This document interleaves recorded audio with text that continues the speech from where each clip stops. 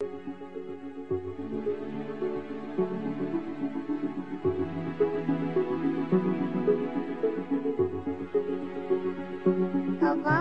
دل بره دلا رو میخوره شربلا میبره با اون نسیمی که داره عطر گل یار. آقامون میدونه این دل دیوونه دوست داره بخونه میونه بین الحرمین روزه عباس.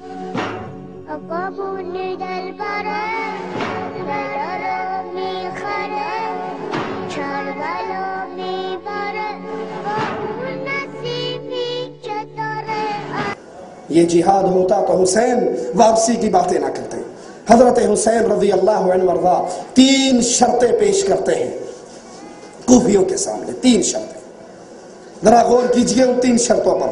احسن المقال صفحہ 405 حضرت حسین کی یہ شرطیں. حضرت حسین کہتے ہیں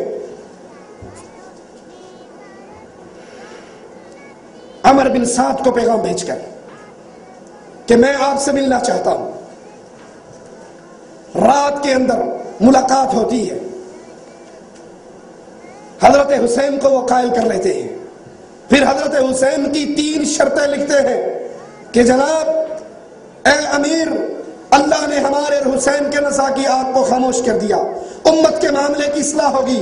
حسین نے مجھ سے عہد کیا ہے کہ وہ اس طرف پلٹ جائیں گے جہاں سے آئے ہیں. پہلی شرط مجھے وہاں جانے دو جہاں سے میں آیا ہوں. دوسری شرط مجھے کسی اسلامی بارڈر پر رہنے دو جہاں میں کفار سے جنگ اور جہاد کرتا رہوں. یزید کو کافر کہنے والوں معاویہ کو کافر کہنے والوں تمہارا امام معصوم ثالث ان کو کافر نہیں مانتا. کہتا ہے کہ مجھے وہاں جانے دو جہاں کافروں سے ٹکر ہو. میں بارڈر پر رہوں گا اسلامی سرحد پر رہوں گا اور وہاں رہ کر میں اپنی زندگی گزار لوں گا. اچھائی اور برائی میں میرا حکم ایک عام مسلمان جیسا ہوگا. یہ بھی نہیں مانتے. میں یزید کے پاس چلا جاتا ہوں. کتاب تمہاری ہے. احسن المقال صفحہ 405 اور دیکھیے لکھتے کیا ہے کہ میں امیر یزید کے پاس چلا جاتا ہوں. میں اس کے ہاتھ پر ہاتھ رکھ دیتا ہوں بیعت کرتا ہوں یزید کی اور پھر جو یزید چاہے گا وہ میرے معاملے کے اندر فیصلہ کر لے گا.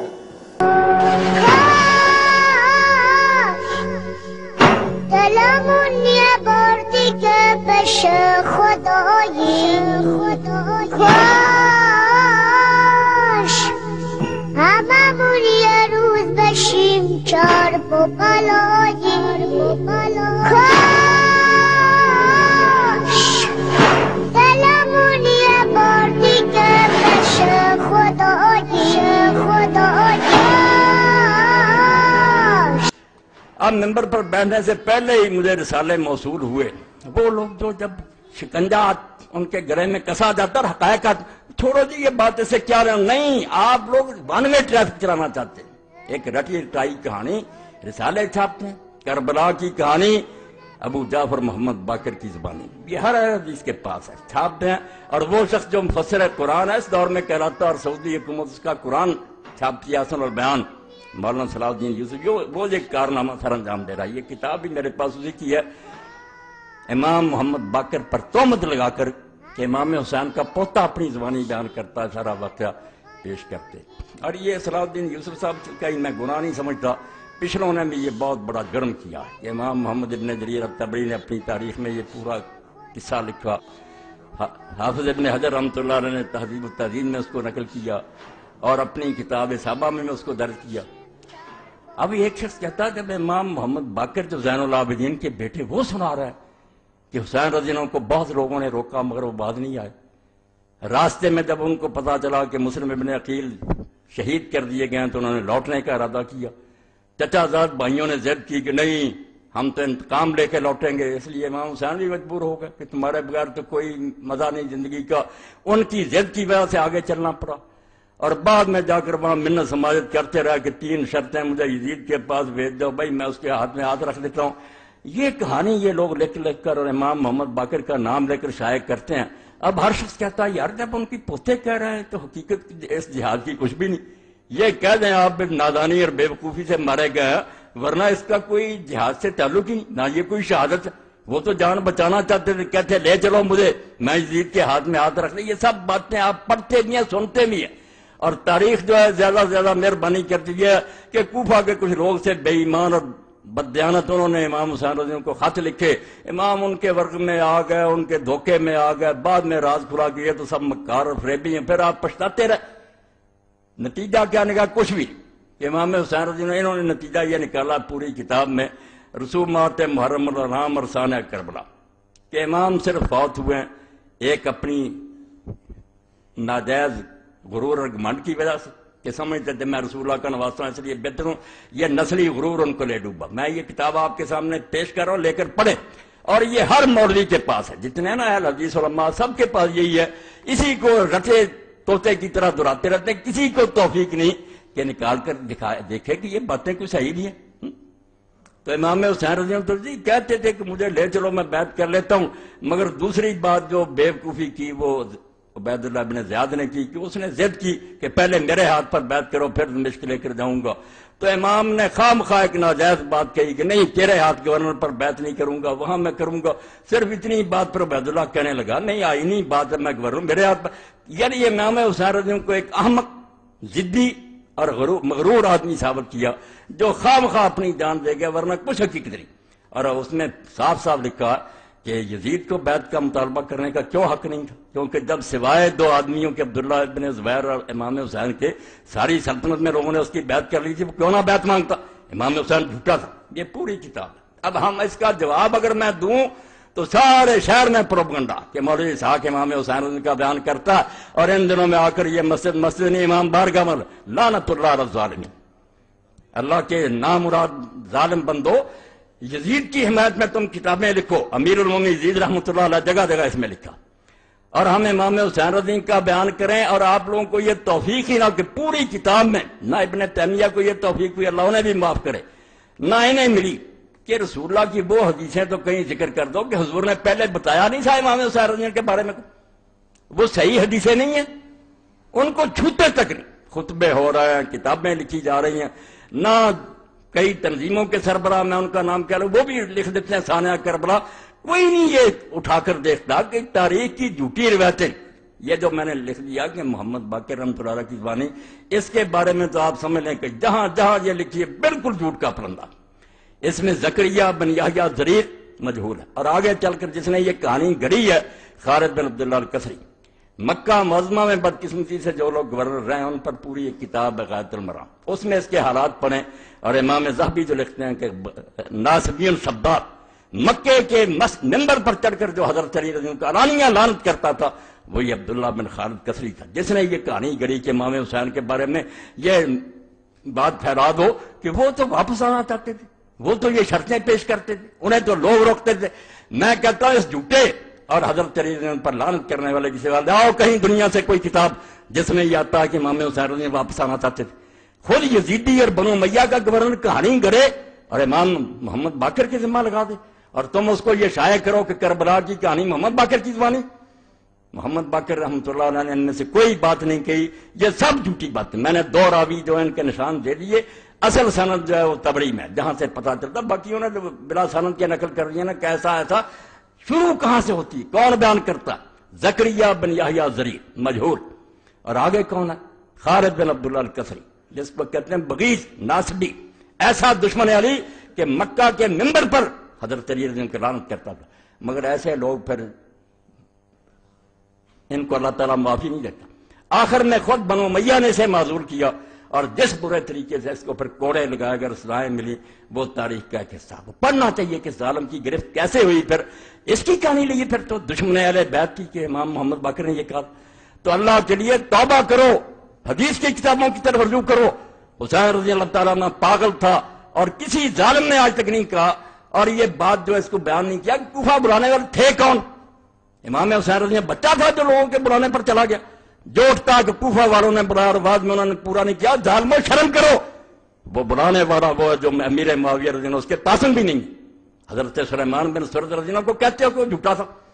5 آدمی ہیں جنہوں نے پہلا خط لکھا اور اپنے گھر میں جس نے دعوت دی لوگوں کو بلایا کہ اللہ نے ایک طاغوت سے ہماری جان چھڑائی اور ایک دوسرا ظالم مسلط ہو گیا, آؤ حسین کو کھڑا کرو اور اس کا ساتھ دو, ان ظالموں سے جان چھڑائی. وہ خط پڑھو اس کا صحابی کا. امیر معاویہ رضی اللہ عنہ کا پتہ لگے کہ وہ صحابی کیا سمجھتے تھے کہ ایک طاغیہ اور طاغوت مرا اور ایک اور مسلط ہو گیا ہماری گردنوں پر. حضرت سلیمان بن سرد خزائی, اور بعد میں اس نے کیسے نبھایا, اگر اور توفیق نہیں تو البدایہ والنہایہ امام ابن کثیر کی اٹھا کر دیکھ رہو, اس کی شہادت کا واقعہ پڑھو کہ کس طرح اس نے ان ظالموں سے بدلہ لینے کے لیے بعد میں پھر لوگوں کو جمع کیا کہ ہم وقتی طور پر ٹھیک ہے دب گئے. عبید اللہ ابن زیاد نے دھوکے سے شہر پر قبضہ کر لیا, کرفیو نافذ کر دیا, ہمارے لیڈر گرفتار کر لیے, ہم مدد نہیں کر سکے امام حسین رضی اللہ عنہ کی, مگر یہ الزام ہم پر آ گیا کہ ہم نے بلایا تھا. بالکل صریح جھوٹ. کوفہ والوں نے کوئی دھوکہ نہیں کیا, ان میں سے کوئی جھوٹا نہیں تھا. وہ سارے امام حسین کے رضی اللہ تعالیٰ عنہ کے والد کے چھدائی تھے. اور حضرت سلیمان ابن سرد رضی اللہ صحابین جلیلا نبیذا فاضلا, جن کی شہادت کے واقعات لکھا اور امام نے لکھا کہ شہید ہو گیا, اللہ ان پر بے شمار رحمتیں کرے, اس کو ظالموں پر بدنام کرتے کہ جھوٹا تھا اور بلا دیا تھا. بدلہ لینے کے لیے اٹھا, اس تحریک کو توابون کی تحریک کہتے ہیں. 4000 آدمی کربلا میں گئے, امام حسین رضی کی خبر پر عید کیا کہ یا بدلہ لیں گے ان ظالموں سے یا اپنی جانیں دے دیں گے. عبید اللہ زیاد کے ساتھ پھر مار کے بیچارے مارے گئے, شہید ہو گئے. بعد میں بدلہ جس کی قسمت میں تھا, مختار ابن ابی بیضہ سکری, اس نے ایک ایک کا صفایا کیا. شمر اور ابن زیاد سارے جتنے اس کے ہاتھ سے مارے گئے. مگر یہ حضرت سلیمان ابن سرد اور ان کے ساتھی جتنے بلانے والے تھے یہ عین البردہ کے مقام پر شہید ہوئے. اپنی جانیں انہوں نے دے دیا, اپنا وعدہ نبھا دیا. تو جھوٹ اتنا پھیلایا گیا, وہ ایک ایک روایت کو جانتا ہے, وہ تمہاری لکھی ہوئی باتوں کو پڑھ چکا ہے کہ یہ سب خرافات بنائی ہوئی باتیں. امام حسین رضی اللہ عنہ کا ارادہ جو تھا سن لو, نہ انہوں نے پلٹنے کا ارادہ کیا, نہ یزید کے پاس جانے کا ارادہ کیا. جو شروع سے اس کے ساتھ تھا عقبہ ابن سمان, کہتا مدینے سے چلا, مکے میں ساتھ تھا, کربلا میں ہی آپ کے اونٹ کو بٹھاتا تھا, کھولتا تھا, آخر تک میں ساتھ رہا ہوں. میں اللہ کو حاضر ناظر کر کے کہتا ہوں کہ حسین نے کبھی یہ نہیں کہا کہ مجھے یزید کے پاس لے جاؤ. یہ سب جھوٹ انہوں نے خود گڑا, یہ آپ گڑا تاکہ لوگوں کو بیوقوف بنایا جائے, اور یہ بھی ان کے گلے میں پڑ گیا. آپ حیران ہوں گے, ان کو مہنگا پڑا. جو ان کا امام ہے نا اس دور میں, محمد الخضری بیک, جس نے یہ ناسبیت پھیلائی اور یہ لکھی چیزیں, تاریخ لکھی اس نے. اب اس نے سوچا کہ اگر یہ مان لیں کہ امام حسین رضی اللہ عنہ مان گئے تھے کہ مجھے یزید کے پاس لے چلو, تو پھر تو یار لے جانا چاہیے تھا. قصہ مک گیا. خوش ہوتے ابن زیاد جا کے پیش کرتا کہ میں لایا ہوں, بڑا انعام ملتا. پھر اس نے کیوں نہیں مانا اور کیوں آپ کو قتل کیا؟ اس کو کھٹ گئی بات. اور یہی مولانا عتیق الرحمان اسمبلی, مولانا کہہ رہا مولانا محمد منظور نعمانی صاحب کے بچے, انہوں نے بھی واقعہ کربلا پریشانی انہیں بھی آئی کہ یار سمجھ میں نہیں آتی کہ جب آپ نے کہہ دیا تھا, ہم بھی کہتے ہیں یہ ٹھیک ہے کہ بات, تو پھر ابن زیاد کیوں نہیں مانا؟ تو پھر یہ اسمبلی نے تو اس طرح جان چھڑائی کہ اللہ کی طرف سے تقدیر ہی ایسی, تقدیر کہنا تھی اور کوئی بات نہیں, ورنہ قصہ ختم ہو گیا. اور یہ جو تھا خضری, اس نے کہا نہیں تقدیر سے بات نہیں بنے گی. پھر تو عبید اللہ بن زیاد بڑا مجرم ثابت ہو کہ جس نے خام خواہ امام حسین کو قتل کیا جب وہ بیعت کے لیے تیار تھے. اس نے صاف لکھ دیا کہ یہ کہانی بالکل, اس نے لکھ دیا ان کے امام نے کہ بالکل جھوٹ ہے کہ امام حسین نے اپنے آپ کے بارے میں کہا تھا کہ مجھے یزید کے پاس. ان کا امام ہی مکر گیا کہ یہ تو مانے تو مقدمہ خراب ہو گیا. پہلے تو کوئی بہانہ آ کے اس نے باغی سمجھ کر مارا, اب تو پھر وہ باغی بھی نہیں رہ گیا, پھر کیوں مارا؟ خود ہی انکار کر دیا. یہ محاضرات الامم الاسلامیہ پڑھ لیں, کہتا بالکل غلط بات ہے بھی غلط. میں نے بتا دی کہ 2 جھوٹے ہیں, زکریا بن یحییٰ ضریر اور بعد میں جو خالد بن عبداللہ کسری ناصبی بغیث, بالکل لانتی اور ملعون آدمی, بڑی موت مرا, اپنے جرموں کی سزا بھگت کر مرا.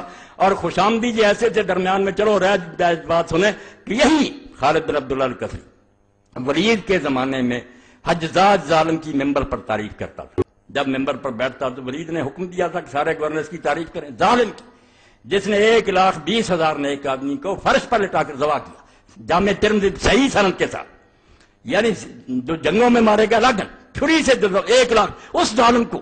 اور صحیح مسلم کے بارے میں رسول اللہ کی حدیث ہے کہ ثقیف میں مبیر پیدا ہوگا, ایک ہلاکو آئے گا جو خون بہائے گا. اور اسماء بنت ابو بکر نے کہا وہ ہم نے دیکھ لیا. حجاج تو یہ وہ ظالم, اس کی تعریف کرتے تھے خطبے میں, ظالم خوش آمدی. ولید کا حکم کہ یہ میرا گورنر جس کی تعریفیں کر. اب سلیمان تخت پر بیٹھ گیا, وہ اس کا دشمن تھا, حجاج کا دشمن تھا. اسی لیے اس نے حجاج کے بھتیجے کو محمد بن قاسم کو بھی بلا کر واپس مروایا, موسیٰ بن سیر کو ختم کیا, جو گورنر تھے اس کے ولید کے سب کے دشمن ہو گیا حجاج کی وجہ سے، اس کا دشمن۔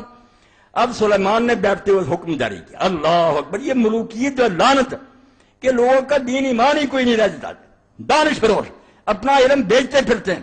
یہی خالد بن عبداللہ الکسری ظالم جو علی کو رضی اللہ تعالیٰ کو لعنت کرتا تھا، حجاج کی تعریف کرتا تھا، اب سلیمان کی طرف سے حکم آ گیا کہ جمعے کے خطبے میں حجاج پر لعنت کرو۔ اب دیکھیں یہ صحافی، یہ لکھنے والے کالم روز بدلتے ہیں، مرغے باد نما، جدھر کو ہوا چل پڑتی ادھر ہو جاتے ہیں۔ یہی تو دین فروش ان کو میں نے کہا، یہ جان فروش نہیں، یہ سر فروش نہیں ہے۔ انہیں حسین کی قدر کیا، وہ سر بیچنے والے تھے، ایمان بیچنے والے نہیں تھے۔ اب جب اس خالد بن عبداللہ کو حکم ملا، جمعہ تھا، اس نے کہا یار کیا کروں، پچھلے جمعے اس کی تعریف کرتا رہا، آج اس پر لعنت کروں، مصیبت میں پھنس گیا، کیا حل کروں؟ اب حل سوچے، یہ غایۃ المرام آپ نے دیکھنی ہے، میرے پاس پڑی ہے، ام القرآن مکہ یونیورسٹی نے شائع کی ہے، حضور کے دور سے لے کر 900 ہجری تک جتنے کے گورنر ہوئے نا مکے کے، سب کے حالات، بہت اعلیٰ کتاب۔ وہ لکھتا ہے کہ خالد، اس سے ذرا اندازہ کرنا کہ دین کیسے برباد ہو گیا، اور مسلمان کی تو ایک زبان ہوتی، بس جو کہہ دیا کہہ دیا۔ مگر یہ کہنے لگا کل تک میں اس کو اچھا کہتا رہا ہوں، اس کی تعریف کرتا رہا، اب خلیفہ کی طرف سے مذمت کا حکم ہو گیا، بیٹھا اور بڑی بے شرمی کے ساتھ اللہ کی حمد و ثنا کے بعد اس نے کہا یار ابلیس ملائکہ میں تھا، فرشتوں کا سردار ہو گیا، فرشتے اس کی نیکیوں کی وجہ سے سمجھتے رہے بہت اچھا ہے، مگر بعد میں اللہ تعالیٰ کو پتا تھا کہ اندر سے خراب ہے، اس نے ایک آزمائش کی، اس آزمائش میں فیل ہو گیا تو اس پر لعنت ہو گئی۔ اسی طرح ہم حجاج کی ظاہری نیکیاں دیکھ کر کے وہ اچھے کام کرتا تھا، اس کو اچھا سمجھتے رہے، مگر وہ ابلیس کی طرح نکلا رہا۔ ہمارے امیر المومنین کو اللہ نے سلیمان بن عبد الملک کو وہ بات بتا دی جو ہمیں نہیں معلوم، اس کو اس کے اندر کا پتہ چل گیا اور اس کی طرف سے حکم آیا، اس لیے لعنت اللہ علیہ۔ کمال ہو گئی یار، اسلام کے ساتھ ٹھٹھا مزہ، یہ ایک آدھا نمونہ ہے، ورنہ جو انہوں نے مچڑی مچائی نا، جو اسلام کا ٹھٹھا کیا۔